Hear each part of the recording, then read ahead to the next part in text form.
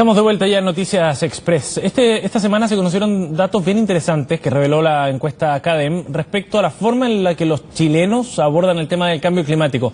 Un 93%, por ejemplo, de los chilenos encuestados cree que el cambio climático efectivamente existe. Un 52%, en tanto, lo asocia a acciones que realizan las propias personas.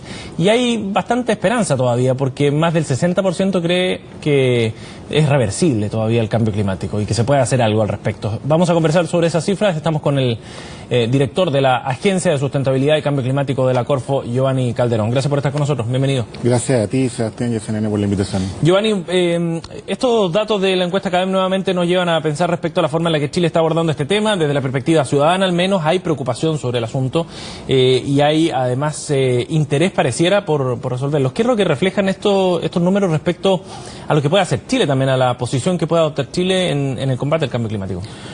Bueno, primero que nada, muy interesante el resultado de la encuesta desde el punto de vista de que hay conciencia del fenómeno, que creo yo que ha sido un debate relativamente innecesario durante algunas décadas, porque la verdad es que existe evidencia científica lo suficientemente sólida hace ya bastante tiempo para acreditar la existencia del fenómeno. El cambio climático es algo que ha ocurrido en la historia del planeta, digamos, desde su origen, pero los efectos de la acción del hombre sobre el clima es algo que en algún minuto hay gente que ha negado, sí, y que definitivamente está totalmente acreditado y los chilenos han tomado conciencia de eso. A mí me parece además súper interesante, digamos, la intuición del chileno medio, digamos, en esa encuesta, que se da cuenta de que el fenómeno tiene dos componentes. Tiene un componente que escapa a la acción del hombre y tiene un componente muy importante que tiene que ver con lo que nosotros hacemos y de qué forma contribuimos a través de las emisiones de gases al efecto invernadero. Lo que no es poco, entendiendo que hay algunos líderes como Donald Trump, ni más ni menos, el presidente de Estados Unidos, que reniega el cambio climático. Líderes como Donald Trump y, bueno, el presidente de Brasil, que si bien no lo ha dicho de forma tan explícita, sí, por ejemplo, bajó la candidatura de Brasil a la conferencia de las partes número 25, sí, y como consecuencia de eso Chile será la próxima sede de esa instancia, que es la Cumbre Mundial de Cambio Climático, y es probablemente el evento político y diplomático más importante que habremos albergado en nuestra historia como república. Sí. Ahora, para entender el rol que Chile está jugando afuera, este componente, el de la visión de la ciudadanía, ¿es importante? Sin duda, o sea, existe a nivel científico, existe conciencia de que sin la participación de los ciudadanos y de la empresa privada, particularmente, va a ser imposible revertir los efectos del cambio climático.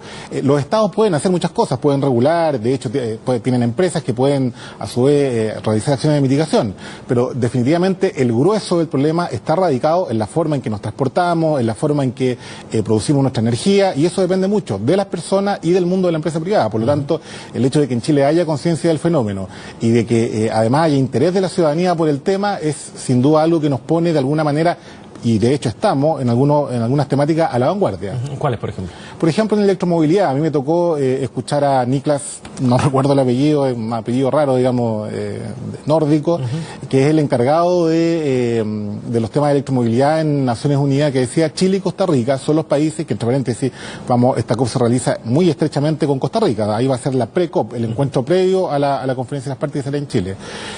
Son los países líderes en materia de electromovilidad, y en Chile se está desarrollando muy potentemente una política de electromovilidad. Hay un reemplazo de los buses en el sistema público del Transantiago, sí, que está en curso en este minuto.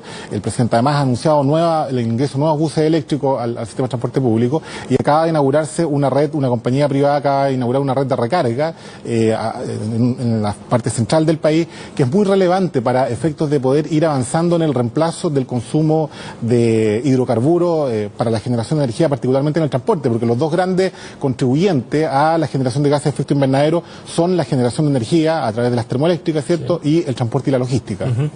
Ahora, Giovanni, cuando hay 2/3 de los chilenos encuestados dice que se puede parar efectivamente el cambio climático, ¿eso tiene un correlato respecto a los esfuerzos que hacemos efectivamente por detenerlo? O sea, porque una cosa es tener conciencia de que sí, se puede parar, sí, otra cosa es que tomemos acciones concretas para llevar a cabo eso. Sí, mira, te diría que hay dos patas de la respuesta a esa pregunta. La primera es que el fenómeno es global y Chile podría llevar a cero sus emisiones de gases de efecto invernadero y, sin embargo, continuar ocurriendo el fenómeno del cambio climático, porque los grandes contribuyentes al efecto invernadero son las potencias desarrolladas. Sí. Sin embargo, Por cierto, Chile tiene mucho que decir. Primero que nada, Chile siempre ha cumplido sus compromisos de reducción de gases. Se acaba la ministra Carolina Schmidt, fue la primera en entregar el informe bianual de inventario de gases de efecto invernadero en la COP, y Chile cumple.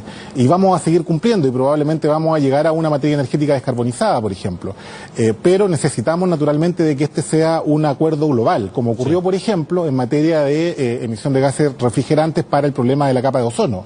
Ahí la humanidad se puso de acuerdo y logró revertir el fenómeno. Acá tiene que ocurrir lo mismo, porque de lo contrario nosotros somos uno de los países más expuestos a los efectos del cambio climático. Respondemos a 7 de los 9 criterios que ha establecido Naciones Unidas sobre vulnerabilidad. Y la gente lo percibe así también. O sea, asocia una serie de fenómenos, incendios, lluvias, etcétera, al fenómeno del cambio climático. Sin duda, yo te comentaba que me llamaba mucho la atención el sentido común del chileno, que se da cuenta, por ejemplo, tenemos una sequía que ya se extiende por más de una década, la más larga en la historia desde que se mide la pluviometría en Chile, las lluvias, digamos, y eso las sequías son recurrentes en la historia del clima en Chile, pero la duración de esta sequía tiene de alguna manera una causa originada por el hombre. O sea, la acción del hombre ha incidido en una mayor extensión de la sequía, que a su vez naturalmente se ha traducido en problemas para la industria, para la agricultura y para el diario vivir de los chilenos, digamos. Sí, claro. ¿Por qué es tan importante que Chile asuma este rol de anfitrión en la COP de este año?